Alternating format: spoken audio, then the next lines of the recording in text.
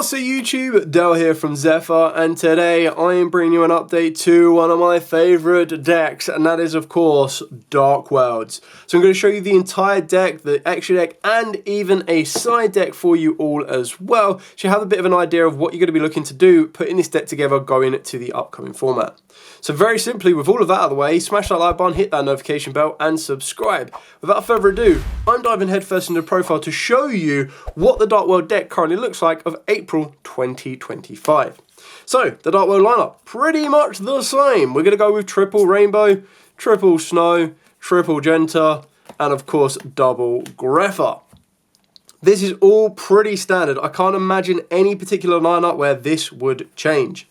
Now, we're also going for 2 silver. Now, usually in the past, I am a big fan of playing 1 silver, 1 gold because you never know the exact outcome of a dice roll. If you go first, great, you're wanting as many silvers as possible. If you're going second, you want as little silver as possible, which is why gold kind of comes into its own.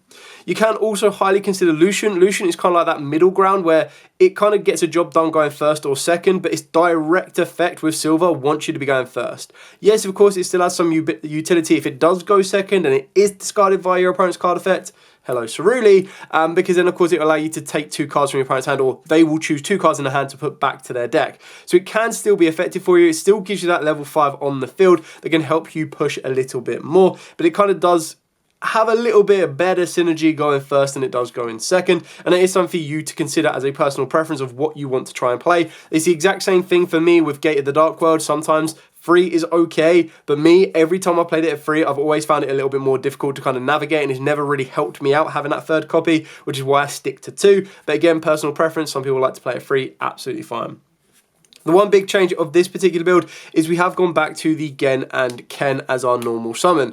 Now, I'm not saying that this is the best one for this format because, annoyingly, Droll is now back to being prominent in most people's main decks, and that could even be more of a considering factor once we get the ban list or Forbidden and Limited list, because that could also make a change to Bonfire, forcing Ryziel decks into the whole Tachyon, but that's all speculation as it currently stands.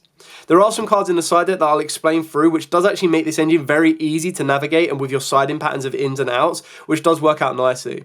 Another benefit of playing these is they are level 3 lights, so if you're able to combine them with any level 7 dark, hello Danger Nessie, you can actually access Chaos Angel, which we do have in this particular version. But again, if you don't want to be accessing Chaos Angel, if you want to change it around, you don't have to play Chaos Angel, that will free up a space in the extra deck. For the dangers, I've decided to go with 2s, so I've gone with 2 Nessie, 2 Jackalope, and 2 Mothman. I love how Danger Sukanoko got the QC treatment, but this guy's been forgotten about. Can we please get a QC of Danger Mothman? I'm hoping by the time this video comes out, the early releases have come out, and that is the case. So if so, woohoo! If not, big sad.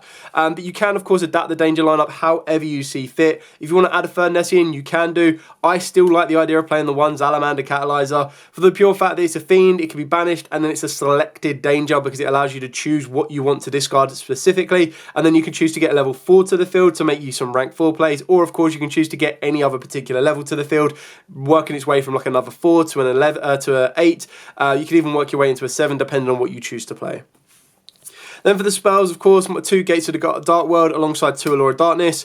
You can play 3 Allure of Darkness if you want to. The best thing you get off of the back of Allure of Darkness is, and this is how it works like a treat, is you'd have a Dark World card on the field and you go Allure of Darkness, banish a Genta. That's like, yes, holy moment. But to rely on just that being your element is not worth specifically including Allure for that reason. There are other reasons that Allure works. It isn't the best card in a Droll format because you don't want to be going Allure Droll because then you're like, sad. So that is something you do need to kind of consider. There are cards, again, that are very easy side-in patterns depending on what you're going to be facing and what you're kind of considering. If your local environment doesn't involve Droll or Droll is in the side deck, then of course you go absolutely ham going with your main deck. You go, I don't care about Droll because I know most people aren't going to have them in the main, and then you start needing to counter side for it, which I'll explain a little bit later on. We are on 2 Dark Corridor. I know some people like to play this at 3. Obviously, I'm on the Thrust package, so I don't feel that you need to rely on this card as heavily at maxing it at 3 because obviously multiples of them can be very, very damaging in the early game. If you're going first with Dark World, your ideal goal is to hand rip your opponent. I know it's not the nicest way of doing it, but you kind of want to put your opponent in a position where no matter what they top deck, no matter what they have, it will be answered with the Grepher Dragon Overlord. And usually if your opponent doesn't open up any interactions or way to stop Dark World and you start to do your combo correctly and you get the first rip off of the back of silver, and then worst case scenario you actually activate talents to look at what they have left in the hand before doing the second silver, they usually will scoop it up and go to game 2. So it is a relatively good win con option. You don't want to rely on it every single time, which is why this deck still has some amazing aggressive presence going second as well, so it gives you that balance should you need to. Then we do play the 1 Accession and the 1 Archives. Some people cut the Archives, completely understand if you want to do that as well. It is a bit of a damaging brick early deals, and that's where you might want to consider a second Accession.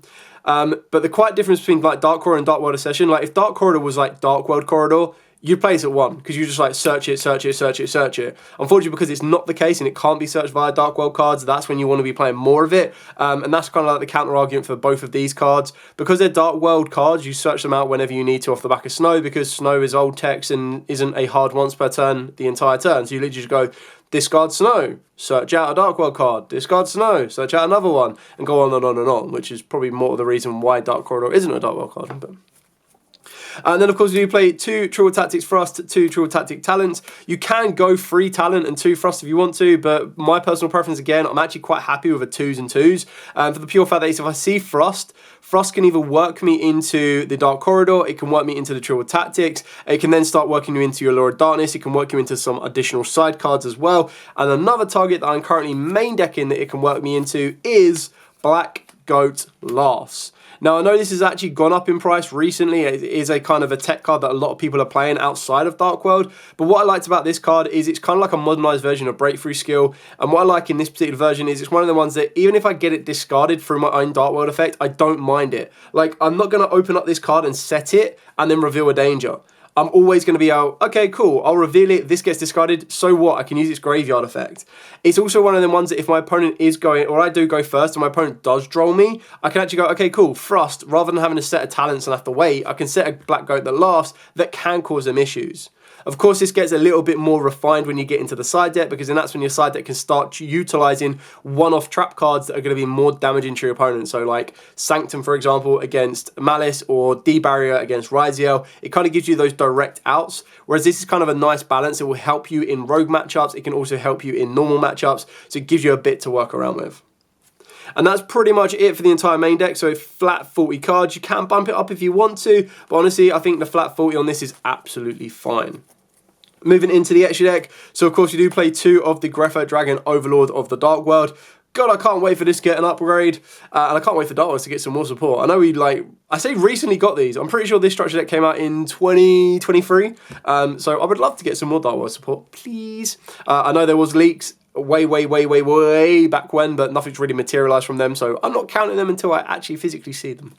And then of course we do have the 1 Chaos Angel. Like I said, this is made more prominent because of the Ken and Gen engine. If you choose not to play the Ken and Gen engine, or you don't want to play Chaos Angel, by all means you can take it out. That can then become any particular type of extra deck card that you want to play.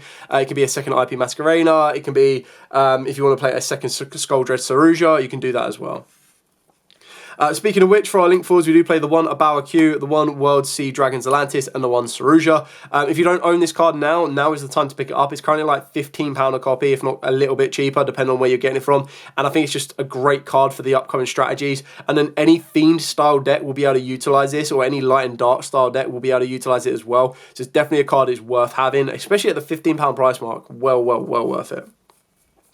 And then for the link 2s, we play the 1 Muckraker, we've got the 1 SP Little Knight, the 1 IP Masquerena, 1 Akashic, and the Dark Charmer. I actually really do like the way the Akashic Magician works. Like, the non-target return can be very effective, and being able to do it to your own monster and your Ceruli you've given your opponent, especially if the monster it's returning is a danger, you go, okay, cool, well, now I'm going to do the second Ceruli into the second Silver, which is going to hand rip for an additional 2, is where it gets very damaging.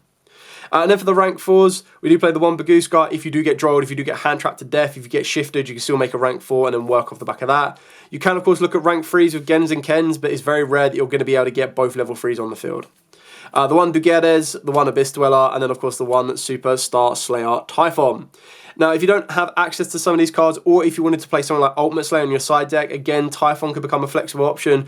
Chaos Angel becomes a flexible option. The Dark Charmer, flexible options. They can instantly become a Elder Entity Ints. They can become a Ferrajit for your links. They can also then become a Malong for your synchros, or an Adjugate for your XYZs. You've got so many different things you can flex around with. It really is up to you.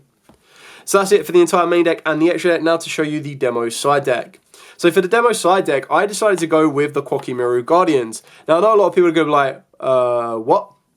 Now the idea behind this one, and one thing that I'm not playing right now is Lava Golem, and I'll explain that as we go. But the idea is, I've gone with Quakimeru Guardian and Denko Sekka. Now you can adapt this area as you see fit. But what I'm trying to say here is, if I go, I'm trying to respect the Odium matchup as well, because I know that deck is floating around and is very, very damaging. This deck does not need to worry about its normal summon. Lava Golem can be a bit hit and miss. If you Lava Golem your opponent's Detonator and you get rid of their Duo Drive, for example, and they've got Eclipse Twin in the graveyard, they might just float itself back. So you're not really helping yourself out massively if you're going to be doing that. Against a Malice matchup, they might only leave their field with one monster until they start activating their trap card. So again, Lava Golem, not that effective. However, going against your opponent, even in a Malice matchup, if you get to go first and or second, like first, I don't need to set anything, but again, if I'm going first, I know that Drown Lockbird's coming in, so I'm going to be going for Quakimeru Guardian.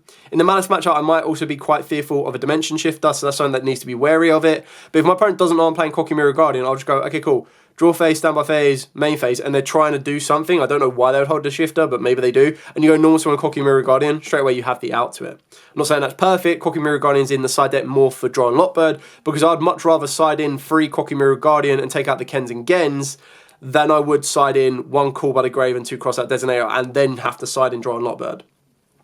Draw and Lockbird can also be considered for your side deck as well. It really comes down to the environment. But the idea behind this is Denko Sekka is good against the Malice matchup because you can go, okay, draw, standby, main, normal summon Denko Sekka. Straight away, their MTP07 can't be activated. Any of their back row can't be activated as well. That really can cause them a bit of an issue, depending on what monster they've left on the field. Even if it's like a Nightmare Griffin. Like the Nightmare Griffin isn't really doing anything, but if they do go down the Nightmare Griffin route, you need to be careful that they might be using the Abawa Q on the field. And if they do that, then the Abawa Q can still bring back and banish from the graveyard, and then obviously can pop the Denko. But it is just a threatening card. This is mainly in here for the Odium matchup, as I mentioned, because the Odium matchup, you just go, cool, draw, standby, main, normal summon Denko, and then straight away their entire back row is locked out, and if anything, they're staring you down with just the man with the mark.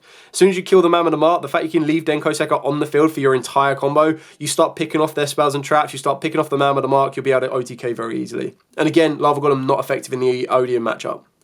Quakimeru Guardian, like I mentioned, mainly for Draw and Lockbird. This one's going to be going for going first. Denko Sekka is more so for going second against control style decks, especially the Odians, because obviously they can negate Lightning Storm.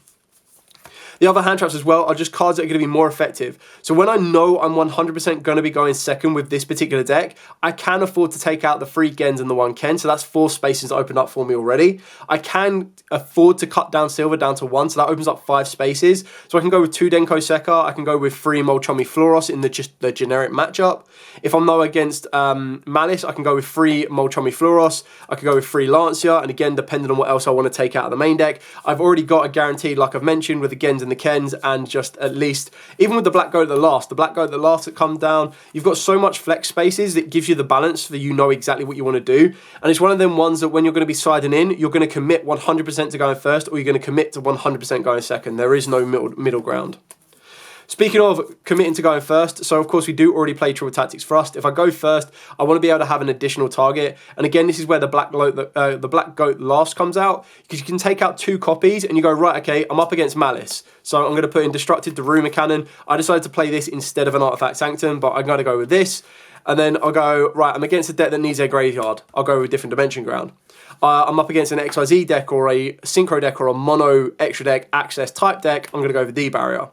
I'm against an Odian deck that needs their spells or traps. I'm going to go for Eradicator. So I've got these direct cards that will allow me to get access to it. I can still play the Black Goat that lasts, because if I hard open up the Black Goat that lasts, or if I hard open up one of these, I still have another good target, and I can keep these hidden for as long as I need to. But the idea is, during your opponent's turn, if they try and draw you, which is something that's going to be very, very prominent, and you don't see your Quakimeru Guardian, you go, okay, cool. Talents, get me one of these. If you're going to turn skip me with Draw and Lockbird, I'm going to turn skip you with one of these cards that will pretty much do the exact same thing. Odian, turn skip it. Ryziel can technically turn skip it. DDG can turn skip a rogue deck that needs a graveyard like Crystron. You also then look at the only thing you'd want to consider is like Malice. This can technically turn skip it once they've presented a field, but they know you have it, so they might try and play around it. But then, of course, this can become Artifact Sentiment if you are more focused on it. But again, if I'm in a Malice matchup, whether I'm going first or second, I'm definitely putting in Artifact Lancia. So that's definitely something for you to consider. And that is pretty much it for the entire profile and, of course, the side deck and extra deck, the whole 9 yards. I hope I've given you as much information as possible as to the choices behind this deck. Again, don't really need to net deck any decks online. Net deck them to test them, see what works for you, what doesn't work for you, and then adapt it to your own preference. Some people might like to play Evenly Matched, which I completely agree with right now because I think it's a very, very good card. It's not going to be that great against Yugioh, but if they know what they're doing. But sometimes because a card like Evenly Matched hasn't been considered and someone drops an Evenly Matched on you, they have a bit of a mini panic. And rather than destroying the detonator, they kind of keep it, and rather than destroying the detonator and floating it back to the field because of Eclipse Twins, they keep it on the field and you go, okay, cool. And now I'm going to Kokimura Guardian, or I'm going to follow that up with another form that negates and allows me to pick that field apart bit by bit. So there's just loads that you can consider. It's what I like about Dark World as well, is they have a bit of flexibility. I don't feel that this is the perfect format for them because, again, Shifter is running around, Droll's running around. Unless anything happens to those on the Forbidden and Limited list, it won't become more prominent. But I do feel that Dark World is one of them cards that kind of sneaks in out of nowhere, no one expects it, and then they're like, oh, damn, I didn't respect this deck and I've just got my ass whooped by it. And that's something to kind of always consider. Anyway, thank you so much for watching. If you do have any questions, by all means, comments down below. I will be more than happy to answer them as always. But for now, stay safe and, of course, happy dueling.